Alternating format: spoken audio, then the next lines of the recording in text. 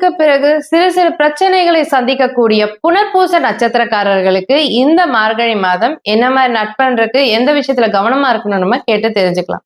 புனர்பூச நட்சத்திரக்காரங்களை இந்த காலகட்டம் எப்படி இருக்குன்னு தான் பார்க்கணும். ஏன்னா புனர்பூச நட்சத்திரக்காரங்களை எப்பொழுதும் பார்த்தீங்கன்னா வேலை சார்ந்த விஷயத்துல ஒரு அழுத்தத்தோட தான் இருப்பாங்க. எப்பொழுதும் என்னக்கா இவங்களுக்கு அந்த கணவன் மனைவி உறவு என்பது ஏதோ ஒரு காரணங்களுக்காக சிறிய சிறிய பிரிவினை இருக்கும். ஒன்று வேலை நிமித்தமா இருக்கும், இல்லை ரெண்டு பேரும் மனக்கசப்புப்பட்டு ஏதாவது ஒரு சிறு சிறு பிரச்சனைகளுக்குள்ளதான் இவங்களுக்கு கணவன் மனைவி உறவு என்பது இருக்கும். புனர்பூசங்காரங்களுக்கு பார்த்தீங்கன்னா வேலை சார்ந்த விஷயத்துல எப்பொழுதும் ஒரு சிறிய அழுத்தம் என்பது இருக்குமானா கண்டிப்பா இருக்கு. இந்த காலகட்டத்துல என்னன்னாக்கா வேலை நிறைய புதிய வேலை வாய்ப்பு வரும். ஆனா அந்த வேலையை முழுசா உங்களால செய்ய முடியாம போகும். அதான் விஷயம். வேலை இல்லாம இருக்காது, வேலை இருக்கும், அந்த வேலையை உங்களால செய்ய முடியாம போகும்.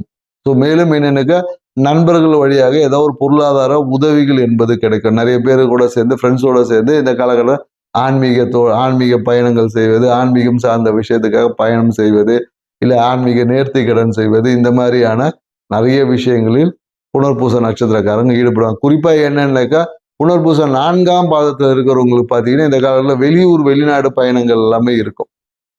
வெளியூர் வெளிநாடு பயணங்கள் வேலை விஷயமா வெளியூர் வெளிநாடு பயணம், இல்லை சில பேருக்கு ட்ரிப்புக்காக வெளியூர் போவாங்க. ஏதாவது நான் சொல்லுவாங்க என் கனவுல நான் இந்த ஊருக்கு போனேன், நான் துபாய் போய் பார்க்கணும் அப்படின்னு விருப்பப்பட்டவங்கள புனர்பூசம் 4ஆம் பாதத்துல இருக்கிறவங்களுக்கு இந்த காலகட்டத்தில் வெளியூர் வாய்ப்புகள் வரும்.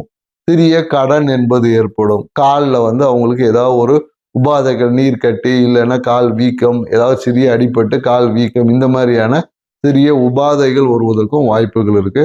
ஸோ புனர்பூச நட்சத்திரக்காரங்களுக்கு இந்த மார்கழி மாதம் ரொம்ப ஒரு கலவையான ஒரு மார்கழி மாதமாக தான் இருக்கும்.